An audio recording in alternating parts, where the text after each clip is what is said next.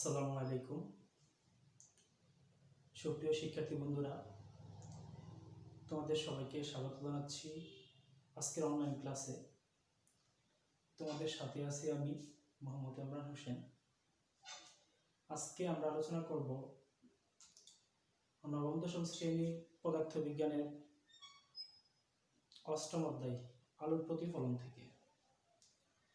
তো আলোর প্রতিফলন কি সেটা বোঝার আগে আমরা জানবো আলো কি। আলো হচ্ছে একটা অদৃশ্য বস্তু। আলোকে আমরা দেখি না, তবে আলো আমাদেরকে কোনো কিছু দেখতে সহায়তা করে। অর্থাৎ আমরা যখন চোখ বন্ধ করে রাখি তখন আমরা কিছু দেখি না, আবার যখন গভীর অন্ধকারে থাকি তখন চোখ খোলা রাখলেও আমরা কিছু দেখি না। অর্থাৎ আলো হচ্ছে সেই নিমিত্ত যা আমাদেরকে দেখতে সাহায্য করে। আলোর সংজ্ঞা কি? আলো হচ্ছে এক প্রকার শক্তি। এই যে আলোর সংজ্ঞা আমরা এখানে বলে লেখা আছে যে আলো এক প্রকার শক্তি বা বাহ্যিক কারণ যা চোখে প্রবেশ করে দর্শনের অনুভূতি জন্মায়, সেটা হচ্ছে আলো। আলোটা হচ্ছে আলোক রশ্মি। আলোক রশ্মিগুলো হচ্ছে যেমন আমরা কিভাবে একটা বস্তুকে দেখি। এটা একটা বস্তু, এই বস্তুকে আমরা কিভাবে দেখি? যখন কোনো দীপ্তমান বস্তু থেকে, এটা হচ্ছে একটা দীপ্তমান বস্তু, এই দীপ্তমান বস্তুর কোনো বিন্দু থেকে যখন আলোক রশ্মি এসে কোনো বস্তুতে পড়ে, ওই বস্তু থেকে প্রতিফলিত হয়ে যখন আমাদের চোখে এসে পড়ে তখন আমরা এই বস্তুটিকে দেখতে পাই। অর্থাৎ দীপ্তমান বস্তুর কোনো বিন্দু থেকে আলো যে পথে চলে সেটাকে বলা হয় আলোক রশ্মি। আলোক রশ্মি একত্রিত কতগুলো আলোক রশ্মিকে আমরা বলি আলোক রশ্মি গুচ্ছ। আলোক রশ্মি গুচ্ছ হচ্ছে তিন ধরনের। যেমন এক নম্বর হচ্ছে সমান্তরাল আলোক রশ্মি গুচ্ছ, দুই অভিসারী আলোক রশ্মি গুচ্ছ, তিন নম্বর হচ্ছে অপসারী আলোক রশ্মি গুচ্ছ। সমান্তরাল আলোক রশ্মি গুচ্ছ কি? যেমন এটা হচ্ছে একটা আলোক রশ্মি, এটা একটা আলোক রশ্মি, এটা একটা আলোক রশ্মি। কতগুলো আলোক রশ্মি একত্রিত হলে এটাকে আমরা বলি আলোক রশ্মি গুচ্ছ। তার মানে এগুলো হচ্ছে একটা আলোক রশ্মি গুচ্ছ। এই আলোক রশ্মি গুচ্ছ পরস্পরের সাথে সমান্তরাল ভাবে আছে, এগুলো হচ্ছে সমান্তরাল আলোক রশ্মি গুচ্ছ। বা যদি আলোক রশ্মিগুলো কোনো একটি বিন্দুতে এসে মিলিত হয়, অনেকগুলো আলোক রশ্মি যখন কোনো একটি বিন্দুতে এসে মিলিত হয় তখন এটাকে আমরা বলি অভিসারী আলোক রশ্মি গুচ্ছ। এটা একটা আলোক রশ্মি, এটা একটা আলোক রশ্মি, এটা একটা তিনটা আলোক রশ্মি একটা বিন্দুতে এসে মিলিত হয়েছে, তাহলে এটাকে আমরা বলি অভিসারী আলোক রশ্মি গুচ্ছ। আবার যখন একটা নির্দিষ্ট বিন্দু থেকে বিভিন্ন দিকে আলোক রশ্মিগুলো ছড়িয়ে পড়ে তখন এটাকে আমরা বলি অপসারী আলোক রশ্মি গুচ্ছ। একটা বিন্দু থেকে ছড়িয়ে পড়ছে। তাহলে আলোক রশ্মি গুচ্ছ তিন ধরনের: সমান্তরাল, অভিসারী এবং অপসারী আলোক রশ্মি গুচ্ছ। এই আলোক রশ্মি গুচ্ছগুলা আমাদের ক্লিয়ার হয়ে থাকে। এখন আমরা আলোচনা করব আলোর প্রতিফলন কি। আলোর প্রতিফলনের সংজ্ঞা হচ্ছে এখানে আলো যখন বায়ু বা অন্য স্বচ্ছ মাধ্যমের ভিতর দিয়ে যাওয়ার সময় অন্য কোনো মাধ্যমে বাধা পায় তখন দুই মাধ্যমের বিবর্তন হতে কিছু পরিমাণ আলো প্রথম মাধ্যমে ফিরে আসে, একে আলোর প্রতিফলন বলে। এটা কি আসলে? এটা হচ্ছে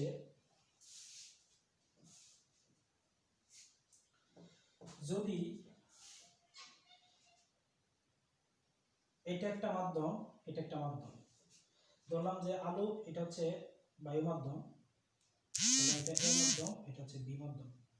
আলো এ মাধ্যম থেকে, আচ্ছা এটা হচ্ছে দুই মাধ্যমের স্পর্শতল, অর্থাৎ এটা হচ্ছে বিবর্তন। আলো স্বচ্ছ সমসত্ব মাধ্যমে সরল পথে চলে। আলো স্বচ্ছ সমসত্ব মাধ্যমে সরল পথে চলে। আলো যখন এক মাধ্যম থেকে অন্য মাধ্যমে যায়, আলোক রশ্মি এক মাধ্যম থেকে অন্য মাধ্যমে যাওয়ার সময় তিন ধরনের ঘটনা ঘটে। অর্থাৎ কিছু পরিমাণ আলোক রশ্মি যে বিভেদতল কর্তৃক শোষিত হয়, কিছু পরিমাণ আলোক রশ্মি বিভেদতল কর্তৃক শোষিত হয়। 2, কিছু পরিমাণ আলোক রশ্মি আবার প্রথম মাধ্যমে ফিরে আসে। এটা এই আলোক রশ্মি এই বিভেদতলে আপতিত হয়েছে, যেই তল থেকে আলোক রশ্মি প্রতিফলিত হয় আবার যে মাধ্যম থেকে আসছে ওই মাধ্যমে ফিরে আসে, ওই তলটাকে আমরা বলি পৃষ্ঠতল, এবং এটাকে আমরা বলি প্রতিফলক পৃষ্ঠ। এটা হচ্ছে একটা দল যদি মসৃণ হয় প্রতিফলকটা, অর্থাৎ আলোক রশ্মি এখানে এটাকে আমরা বলি পাড় লাগানো, অর্থাৎ সিলভারিং করা আছে। যদি দ্বিতীয় মাধ্যমটা এরকম আলোক রশ্মি যে মাধ্যমে বাধা পায় সেই মাধ্যমটা যদি মসৃণ হয়, তাহলে আলোক রশ্মি আবার আগের মাধ্যমে ফিরে আসে। এই ফিরে আসাটা হচ্ছে আলোর প্রতিফলন। অর্থাৎ আলো যখন বায়ু বর্ণস্বচ্ছ মাধ্যমে ভিতরে যাওয়ার সময়, এটা হচ্ছে বায়ু মাধ্যম ধরলাম, এই মাধ্যম দিয়ে যাওয়ার সময় দুই মাধ্যমের বিভেদতল হতে এই যে এটা একটা মাধ্যম, এই মাধ্যমে আলো কি হয়েছে বাধা পেয়েছে, এই দুই মাধ্যমের বিভেদতল থেকে কিছু পরিমাণ আলো আবার প্রথম মাধ্যমে ফিরে আসে, সম্পূর্ণ আলো আসে না। এখানে আলো চলার সময় এক মাধ্যম থেকে অন্য মাধ্যমে যাওয়ার সময় তিনটা ঘটনা ঘটে। একটা হচ্ছে কিছু পরিমাণ আলো মাধ্যম প্রতি শোষিত হয়, কিছু পরিমাণ আলো আবার প্রথম মাধ্যমে ফিরে আসে, এবং তৃতীয় হচ্ছে কিছু পরিমাণ আলো যদি দ্বিতীয় মাধ্যমটা স্বচ্ছ হয় তাহলে কিছু পরিমাণ আলো দ্বিতীয় মাধ্যমে প্রবেশ করে, যেটাকে আমরা আলোর প্রতিসরণ বলি।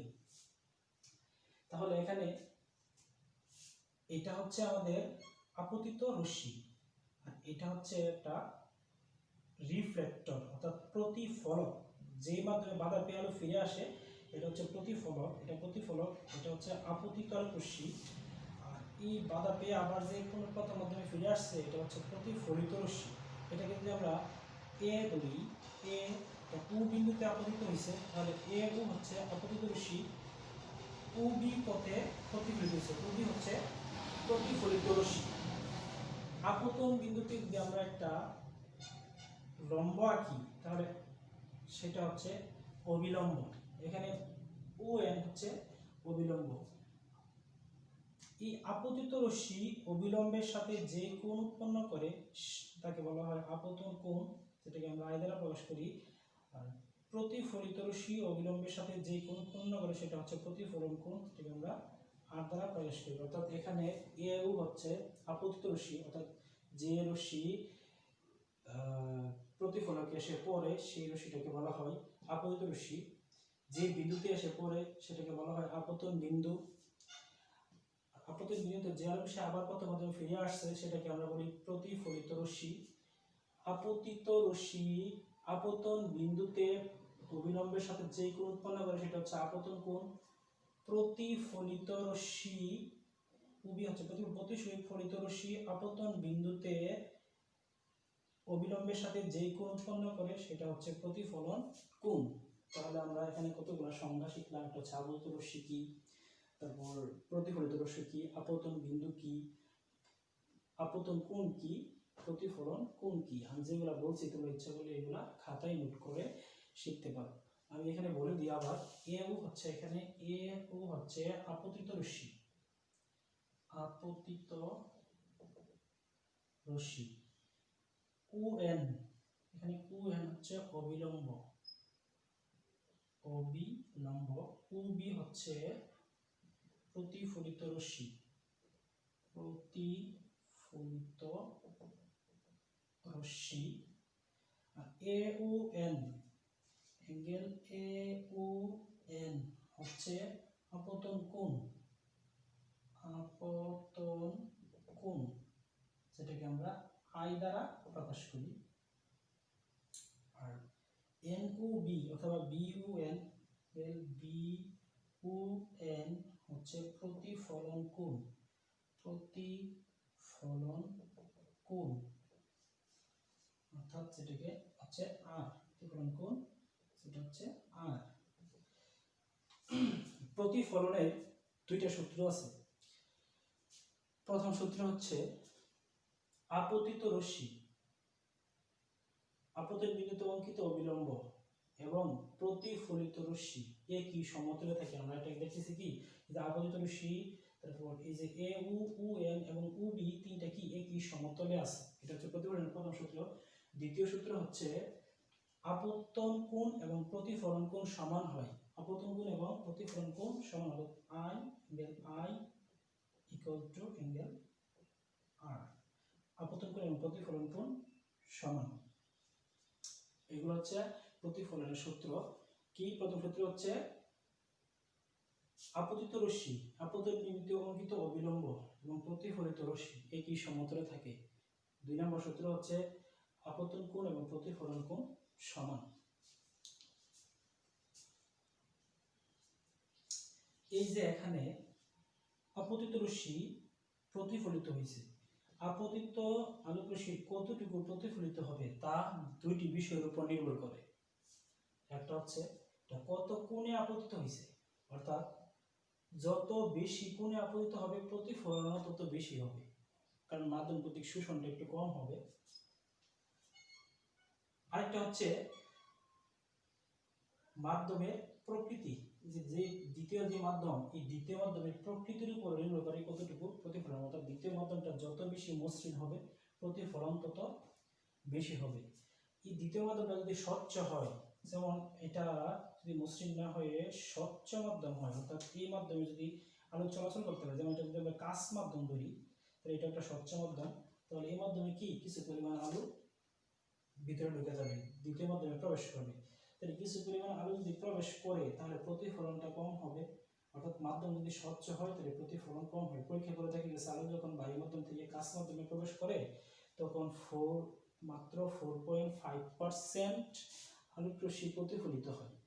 আর আলো যখন কোনো সমতল দর্পণে পড়ে, সমতল দর্পণে পড়লে প্রতিফলনটা একটু বেশি হয়, এটা হচ্ছে প্রায় 40% আলোক রশ্মি কি হয় প্রতিফলিত হয়। তাহলে আলোক আপতিত আলোক রশ্মি কতটুকু প্রতিফলিত হবে তা নির্ভর করে দুটো বিষয়ের উপর, একটা হচ্ছে মাধ্যমের প্রকৃতি, আরেকটা হচ্ছে কত কোণে আপতিত হচ্ছে তার উপর, এই দুইটা বিষয়ের উপর নির্ভর করে।